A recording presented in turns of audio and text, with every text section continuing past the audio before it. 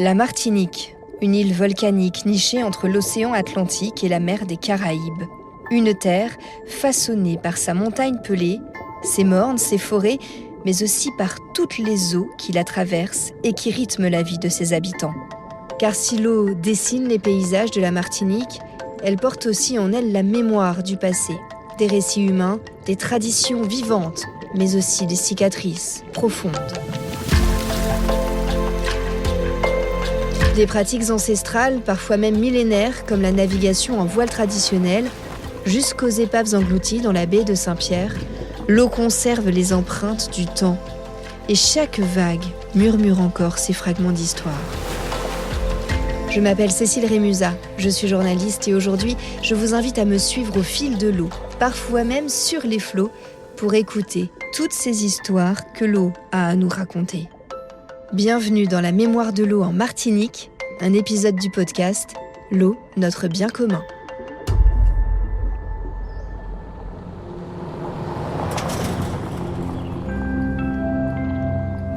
Pour scruter les traces du passé, je me dirige d'abord vers la mangrove du Lamentin, cette forêt de l'eau au cœur de la baie de Fort-de-France. J'y retrouve Mélanie Herteman, écologue et spécialiste des zones humides.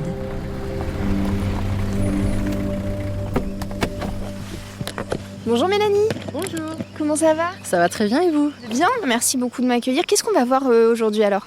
Alors aujourd'hui, on va voir notamment les usages de l'homme et de la mangrove à travers le temps. Et puis, en même temps, traverser la mangrove, c'est illustrer la biodiversité de cet écosystème fabuleux.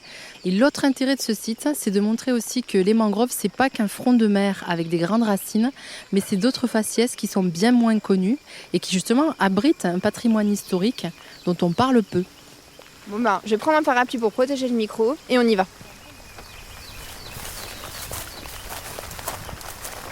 Après quelques pas seulement, je découvre qu'au XIXe siècle, quand la Martinique était une colonie, un train passait juste là, entre les palétuviers. Là c'est un morceau de rail. Alors là, c'est un morceau de rail, c'est ça. On en a un ici. On a la structure en métal qu'on peut voir juste sur la gauche, là. Et puis ce platelage, il a été fait sur la structure des rails. C'est vrai que c'est très récent, ce platelage. Ah oui, c'est un petit pont en bois. Voilà, c'est un petit pont en bois qui permet de passer la zone la plus marécageuse sur les anciens rails, sur les anciennes fondations. On le voit encore, on voit les structures en pierre là qui portaient le passage des rails. Ça, c'est 19e siècle. C'est impressionnant. Et ce passage des rails allait donc jusqu'à l'autre petit ponton et ensuite tout droit direct jusqu'à l'îlet de Morne-Cabri, qui est plus une mangrove mais un îlet, une petite île. Sauf qu'on n'a pas l'impression parce que c'est tout entouré de mangroves. Et cet îlet, il y avait donc le port, il y avait Soudon, où là, il rassemblait effectivement toute la matière, la canne, etc. Nous décidons d'aller sur l'îlet Morne-Cabri, à l'époque dédiée à l'industrie sucrière. La route a été construite sur la mangrove pour acheminer les marchandises vers cette ancienne zone industrielle. Je croyais qu'on ne pouvait pas avoir accès, mais si, c'est bon. Hop, sous la mandier. Et on va aller rapidement. Alors, hop.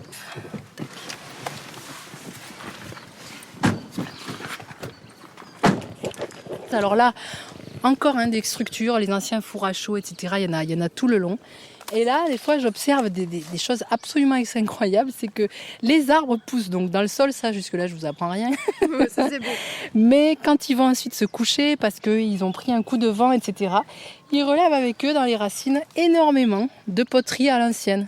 Ah, mais oui. Mais oui, c'est ça qui se passe. Vous voyez, et si je vous le dis pas, alors que vous êtes devant, vous le voyez même pas. On voit des cailloux rouges en fait. Mais ça, c'est des restes de poterie de l'époque. Regardez, ils sont incrustés dans le sol. En fait, il y avait des fabriques de tuiles et de briques. D'où les fours aussi. Ouais, c'est ça. C'est un peu les racines de la Martinique au sens propre et figuré. Mais complètement, c'est exactement ça. Mélanie profite de la promenade pour me sensibiliser à la protection d'un site bien spécial. Cette mare, elle est particulière parce que c'est ça, c'est une résurgence de la nappe en fait. C'est une mare qui va non seulement se remplir par écoulement avec la pluie, mais aussi qui va avoir une nappe affleurante pas très loin. Quand même, sur 2200 zones humides en Martinique, la moitié sont des mares en fait, 1100 mares sur le territoire. Donc comment ne pas s'en occuper ? Et puis en fait, c'est une des zones humides les plus malmenées parce que c'est vite fait de les remblayer, de les boucher, alors qu'en fait, elles ont un rôle écologique hyper important Bon, de biodiversité parce que c'est quand même de l'eau douce, donc les libellules et autres biodiversités, chauves-souris, tout ça, on en a besoin pour venir s'alimenter. Mais d'autre part, ce sont des réserves d'eau douce et ça joue un rôle aussi de régulation dans les inondations. Notre balade en mangrove n'en finit pas de nous réserver des surprises, parmi lesquelles la rencontre avec Candy et Kevin et leur sac rempli de crabes de terre. Bon, bonjour. Bonjour. Qu'est-ce que vous faites là ? Là, on pêche des crabes. Bon, on essaie de repérer les trous. Là, on tend la ratière. Et puis, avec un peu de chance, on peut prendre le crabe aujourd'hui ou demain si Dieu veut. Et alors là, c'est la bonne période, hein, c'est ça, puisque Pâques, c'est bientôt. Voilà, moi c'est mon père qui m'a appris à pêcher. Et depuis, lorsque j'ai grandi, j'ai commencé à faire mes ratières. Et que depuis là, maintenant, je pêche tout seul. C'est une tradition, c'est une culture pour le pays, quoi. C'est juste pour le plaisir que je pêche, sinon moi je mange pas le crabe. C'est vrai ? Est-ce que vous saviez qu'il y avait des rails dans la mangrove, des vieilles pierres, une vieille habitation un peu plus haut ? Est-ce que ça vous parle ? Des rails ? Oui, là il y a des rails cachés dans la mangrove. Vous saviez ça ? Non. Mais ça, je suppose que c'était pour transporter la canne dans le temps ou comme il y avait le bateau. Exactement. Et vous trouvez pas que ça fait partie de l'histoire qu'on connaît pas très bien en Martinique ? Oui, ça fait partie de l'histoire, mais bon, si les Antillais et les Martiniquais ne nous le racontent pas, nous, on va pas deviner. Comment deviner en effet que la mangrove de la Martinique recèle autant de secrets et de surprises ? De l'histoire de l'île, je connais surtout l'éruption de son volcan, la montagne Pelée, qui a détruit Saint-Pierre en 1902. Je m'y rends pour la suite de mon aventure, guidée par Olivier Magna, moniteur d'apnée. Nous repartons en mer, car là aussi, les flots ont été témoins de l'histoire. Et en s'éloignant de la côte, on voit la montagne Pelée, la tête dans les nuages. C'est magnifique. Là, on est au milieu de la baie de Saint-Pierre. Et juste en dessous de nous, sur 50 mètres de fond, on a l'épave du Roraima, un des bateaux qui a coulé lors de l'éruption 1902, après avoir brûlé 2-3 jours en mer. Il transportait des marchandises, il a fini par couler, il repose aujourd'hui par 50 mètres de fond. Il y en a d'autres, des épaves. Il y en a pas mal dans la baie de Saint-Pierre. Voilà. L'éruption a surpris tout le monde, donc des épaves, il y en a beaucoup. Toutes ne sont pas encore en bon état, mais le Roraima reste une épave qu'on peut encore facilement explorer. C'était un bateau en métallique, donc il a un peu moins souffert que les autres épaves, les bateaux en bois de l'époque, et donc on peut encore plonger dessus. On voit vraiment le bateau, la forme du bateau et tous les éléments du bateau. Et ça fait quoi de se balader dans une épave qui a été coulée pendant l'éruption de 1902 ? C'est une petite page d'histoire en fait qu'on retrouve au fond. Ça nous rappelle que le volcan est juste à côté, on le voit tous les jours, on l'admire. Mais voilà, il faut se rappeler que la nature est plus puissante que nous et qu'il faut rester humble par rapport à ça. Bercé par les flots, je me souviens de cette légende que l'on m'a racontée à mon arrivée en Martinique, il y a des années. Celle de Maman de l'eau, la maman de l'eau en créole. Une sirène, divinité des îles de la Caraïbe, parfois aussi appelée Yemaya, à la fois protectrice et redoutable par ses pouvoirs mystiques. Et justement, elle se trouve un petit peu plus loin. C'est un artiste martiniquais qui a voulu illustrer un petit peu la culture de l'eau en Martinique.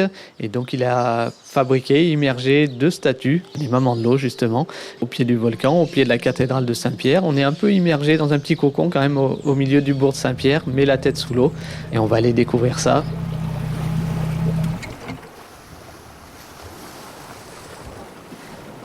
On va se mettre la bouée à l'eau pour être bien signalé. Hop. On va se glisser tout doucement dans la mer.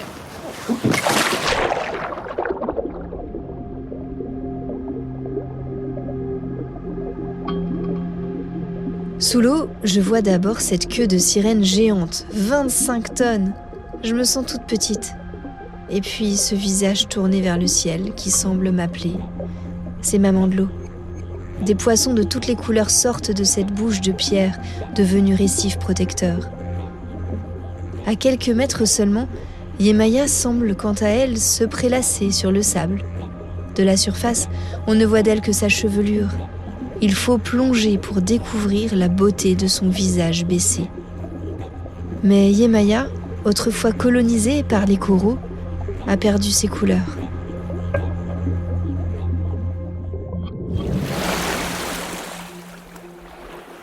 C'était un petit peu plus coloré, un petit peu plus habité. Depuis 2-3 ans, on a subi des canicules sous-marines. Le corail qui avait commencé à prendre un petit peu place sur les statues a subi les effets de la température. Voilà, comme C'est tous symptomatique de ce qui se passe dans les fonds marins ici, non? Là, on a vraiment subi là, depuis 2 ans une grosse perte des coraux en Martinique, mais surtout l'arc antillais. À cause de la chaleur. À cause de la chaleur principalement. Quand les éléments achèvent l'œuvre, je décide d'aller à la rencontre de l'artiste qui a créé ces statues sous-marines. Alors me voilà chez Laurent Valère, sculpteur, peintre. Bonjour Laurent, Bonjour Cécile, comment ça va? très bien, bienvenue au Diamant. Merci beaucoup de m'accueillir chez vous, Laurent. Je vois que chez vous, c'est un peu la plage à la maison. C'est un peu la plage à la maison et en temps de cyclone, c'est vraiment la plage à la maison. Ah, j'imagine que l'eau monte haut. L'eau monte effectivement ici de temps en temps, mais on va dire que 99,9% du temps, c'est la proximité de la mer, c'est un vrai bonheur.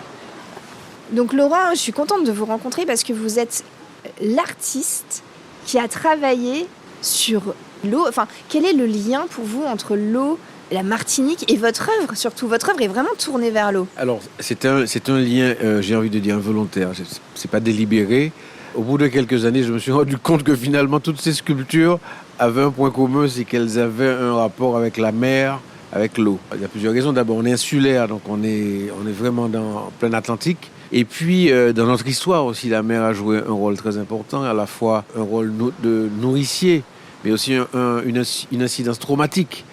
Mais parce que la mer rappelle le souvenir de l'esclavage et de la déportation de gens d'Afrique. Ils traversaient ce que Édouard Glissant appelait les eaux immenses, le gouffre. C'était des traversées très traumatiques où les gens arrivaient ici complètement cassés. Et puis, ce sont des traumatismes qui sont restés dans l'inconscient. Il y a même des gens qui étudient là-dessus.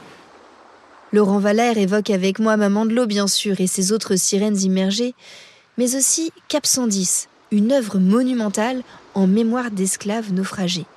Une installation avec des bustes en béton de 2,50 m de hauteur qui a été installée ici en 1998 à l'occasion du 150e anniversaire de l'abolition de l'esclavage. Et pourquoi? C'est parce qu'un navire a échoué et justement, dans ce navire, il y avait des Africains enfermés dans la cale de ce navire qui sont morts. Alors, c'est une installation triangulaire qui est constituée de 15 bustes. Alors, chaque buste pèse 4,5 tonnes. Ils sont posés sur une petite colline. Et comme il y a un premier buste, ensuite il y en a 2, ensuite il y en a 3, ensuite 4 et ensuite 5, ça constitue une forme de triangle. La pointe du triangle fait face à la mer. Si vous prenez une boussole, on est sur le Cap 110, qui est le cap en direction du golfe de Guinée. D'où on suppose que les gens du bateau venaient. Je vois une maman avec 2 petites filles. 2 petites filles au chapeau de paille. Je m'approche d'elles. Ça vous plaît les statues, c'est joli? Oui. Oui. Elles sont énormes, hein? Ah oui? Il y en a beaucoup, ça représente quoi? On est là aujourd'hui parce que ça m'intéresse beaucoup de savoir le côté historique de l'île et pas juste venir à la plage quand je pars en vacances, voilà. C'est très imposant, les statues sont très imposantes et leur forme montre bien que la souffrance, le poids un peu que portaient les esclaves sur leurs épaules. J'aime beaucoup tout ce qui est historique en général, donc oui, j'aime beaucoup voir ça et puis faire découvrir ça à ma fille, lui donner le goût aussi. T'as quel âge toi? 9 ans. Moi, c'est Alia et elle, c'est Aileen. J'habite ici et je trouve que ces statues sont jolies et que ce qui est arrivé au bateau, ça raconte bien l'histoire et je ne connaissais pas du tout.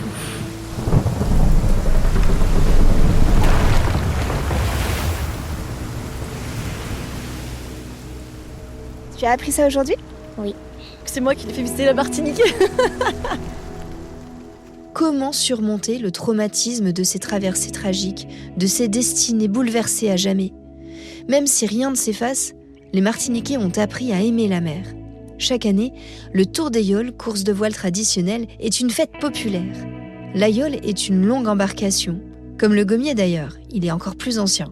Ils mesurent tous les deux 6 à 10 mètres de long. Pour en savoir plus, je vais à la rencontre de Patrick Petitot.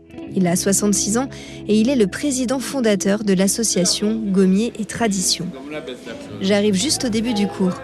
Et quand la rafale est trop forte, qu'est-ce que tu fais? On lâche les coups du bas. On lâche les coups du bas? Oui.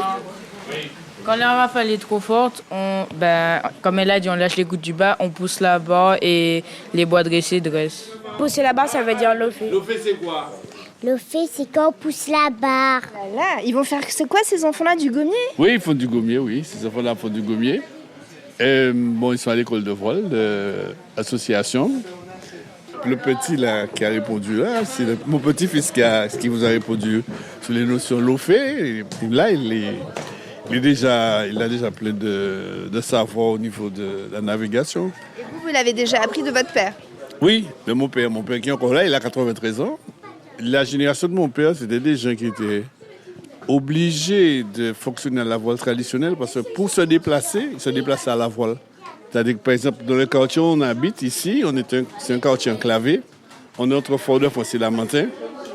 Et par exemple, les gens qui s'y pour aller à l'école, ils allaient à l'école en gommier en remontant le canal de Lamentin. Patrick m'en dit plus sur l'histoire du gommier et sur la célèbre yole ronde. Le gommier, c'est l'embarcation ancestrale qui est originaire du temps des Kalinago. Donc c'est une embarcation qui est millénaire. C'est cette embarcation-là qui a été utilisée pour le premier peuplement des Antilles à partir des plaines du Venezuela et des Guyanes et en remontant les Antilles depuis Trinidad, qu'on date vers 5000 ans avant Jésus-Christ. C'est un tronc d'arbre creusé. Et l'aïeul, c'est un assemblage de planches. Ce sont les deux supports de la voile traditionnelle en Martinique. Allez les enfants, on monte, on part. Donc ici, tu as un bateau hybride. Donc on l'a mis en forme gommier, conçu exprès pour l'initiation. Ce qui permet aux enfants d'avoir une petite pagaie et d'apprendre à faire de la yole. Ce qui ne pourrait pas tenir la pagaie sur une grande yole. Ils n'auraient pas la force pour tenir. Qui veut commencer avec la pagaie? Moi! C'est bon, on pousse à l'eau, on monte. Mais pourquoi ça tangue? Me voilà avec un équipage de 10 enfants. Vous pouvez passer vos bois, on est parti. C'est comme un vélo sans béquille. Donc on met des bois de chaque côté pour l'équilibrer. Mais une fois qu'on est parti, on gonfle la voile. Le bateau penche côté voile, donc on met tous les bois en face pour équilibrer le bateau. Allez, on serre le bain. Ouais. Les pieds dans l'eau, les garçons, s'il vous plaît. C'est impressionnant. Tu vas essayer. Allez, on pousse le bateau, on est reparti. Hop. Thomas, merci, tu es trop loin, Thomas. Il y a des gens derrière toi. Hop là. Ça penche quand même. Debout au-dessus de l'eau, c'est vraiment très drôle. Alors, on arrive tranquille, sans trop de vitesse, on s'arrête, on se blesse pas. Et ils vont devoir descendre et équilibrer le bateau. S'ils lâchent le bateau, il coule. C'est rassurant. En Martinique, l'eau, source de vie, raconte aussi une histoire d'aventures et de drames. L'arrivée des premiers Indiens caraïbes, l'horreur de l'esclavage, les navires engloutis, les légendes d'antan longtemps et les traditions qui perdurent aujourd'hui encore. L'eau en Martinique, c'est aussi un défi à relever pour les générations futures. La perception de la mer est différente aujourd'hui. Comme si on s'en était affranchi. On est dans une période de conception très positive de la mer. Conception touristique, conception ludique. Le plaisir, et tant mieux, et tant mieux. Même si on est martiniquais, en fait, on ne connaît pas tout en fait, de cette belle île. Tous les trésors qu'on a ici, et il faut oser. Pour la Martinique et toutes les générations, protéger le milieu marin pour nous-mêmes, nous les humains. Donc Tchembere, des Plispos, en l'eau de soleil. Je suis Cécile Rémusat et vous venez d'écouter La mémoire de l'eau en Martinique, un épisode du podcast L'eau, notre bien commun, pour Outre-mer la première, coécrit par Cécile Rémusat et Léa Coulard et produit par Natif. La musique est composée par Damien Talavera et la direction éditoriale est de Fabrice Auchard et Célia Cléry.